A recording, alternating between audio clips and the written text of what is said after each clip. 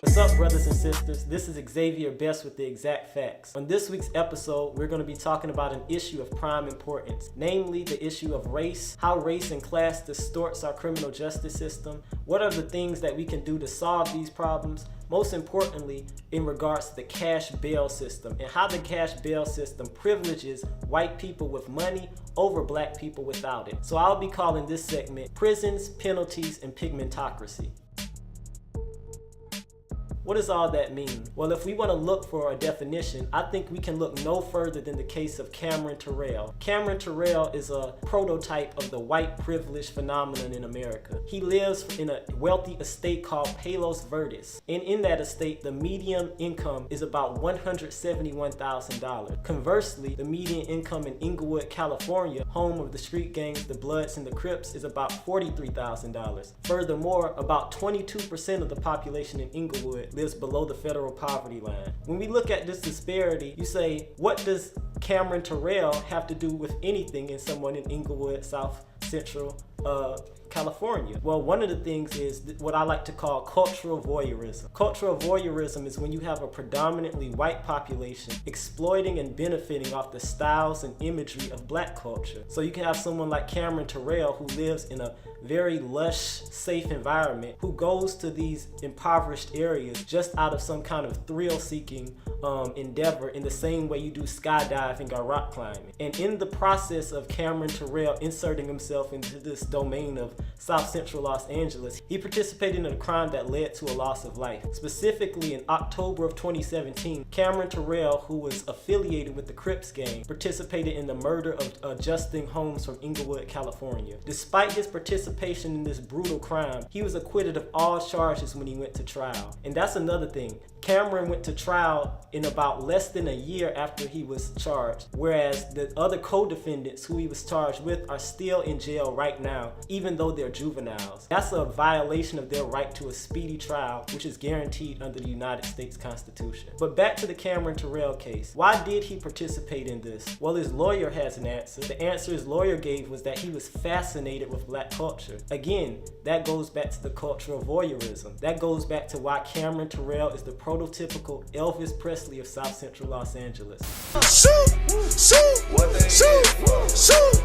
Taking all the black imagery and styles and then benefiting from it, but when it's time to absorb the cost of that investment, he's nowhere to be found. Now, I think that's a travesty of justice, not only for our criminal justice system, but for our culture at large, because it perpetuates this idea that if you're white and you're wealthy, you're not subject to the same laws as a black person is. Now, let's go back to this issue of a speedy trial. Why is the co-defendants who were involved in this crime, why are they still rotting in prison, whereas Cameron Terrell is free now to express his newfound love for the law, as he put it, and study law in a collegiate environment? Well, one reason is if you look at the case of Khalif Browder. Khalif Browder was a New York resident who was charged on frivolous charges, fraudulent charges, and held in pretrial detention for 3 years. This 3-year stay at Rikers Island, one of the most notorious prisons in America, traumatized him to the core. So much that when he got out of prison, he committed suicide. Now, when we have cases like that, it's a spark to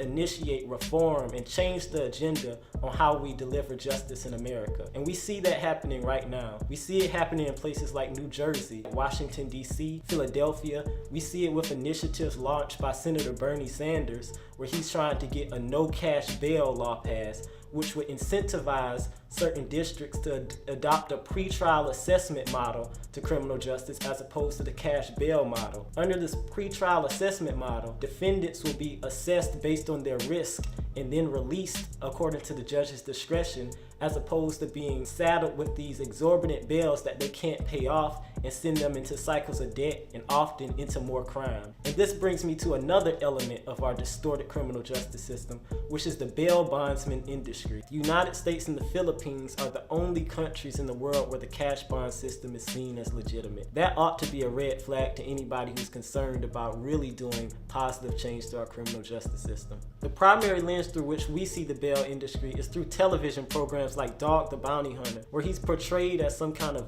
Marvel superhero, some vigilante Batman of the justice system, taking down ne'er-do-wells and criminals who just are in our community to spread poison and destruction. But that's a very distorted picture, I think, of the bail industry, because when you really look at the bail industry, it works along the lines of several other industries in capitalist society, like the pharmaceutical industry, the military industry, the weapons industry. By that, what I mean is they're functioning on the profit motive. So when you see these bail bondsmen, not only do they charge high fees to get these people out of prison who can't afford it, but also they're backed up by these huge global insurance companies. Insurance companies like Lexington National, Fairfax, and Tokyo Marine. And also, none of these companies are based in the United States. Some are based in England, some are based in Japan, some are based in Canada. And these companies make billions of dollars a year. In fact, according to latest statistics, they rake in about $1.4 to $2 billion a year. The money on that scale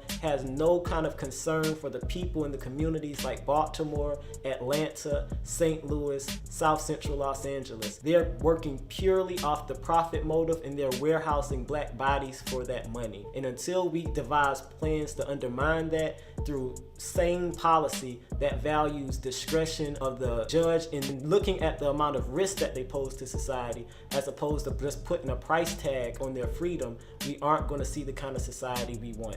An example of a policy that's trying to create a society that we should want is a policy that's currently on the books in California called SB 10.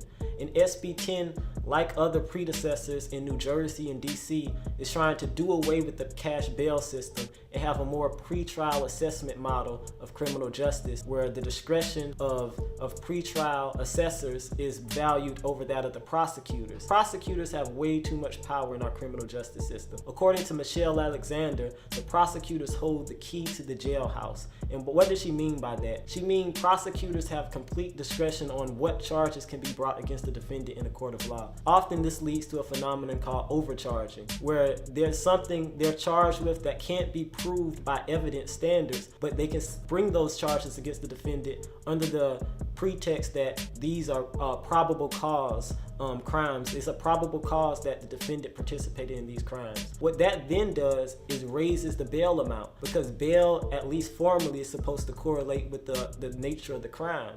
And when the bail goes up, so does the reliance on these commercial bail bondsmen, which again feeds the cycle of incarceration, recidivism, and job discrimination. When these people get out of prison, now they have a mark on their record as a convicted felon, which points to another problem in our system, which is that 90% of the people in jail in America are in jail through plea bargains and not fair conviction by a jury of their peers under a speedy trial. All of these things, I think, combine to show the utter destruction of any concept of justice. It shows the privileging of class and race over the privileging of the equal application of the law regardless of race. And lastly, it shows that we need to put in real strong mechanisms with teeth that can start to take apart the system and bring a kind of justice that's in line with other nations in the world that don't allow this bail system to run rampant over our civil and political rights. And as I've been talking a lot about the criminal justice system, it's important to know what's the history of the criminal justice system. How did it evolve into the monstrosity that it is today? And I think one of the key chapters in Black history that is underreported in our schools, middle schools, high schools, elementary schools, is the period that's called the convict lease system.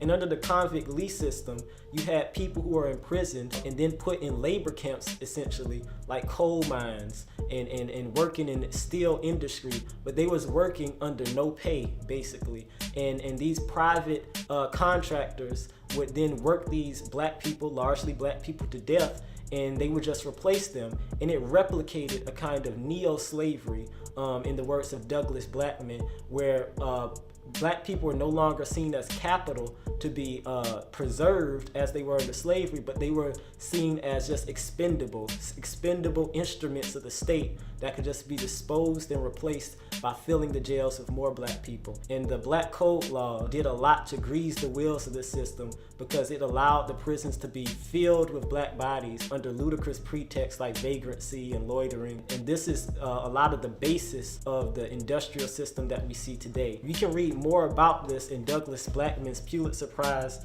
winning book, Slavery by Another Name, The Re-Enslavement of Black Americans from the Civil War to World War II.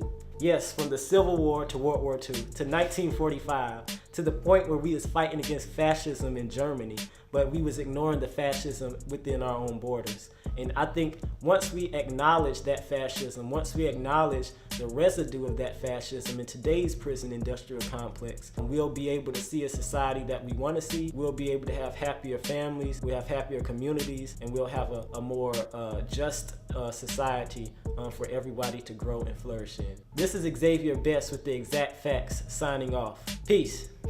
I got.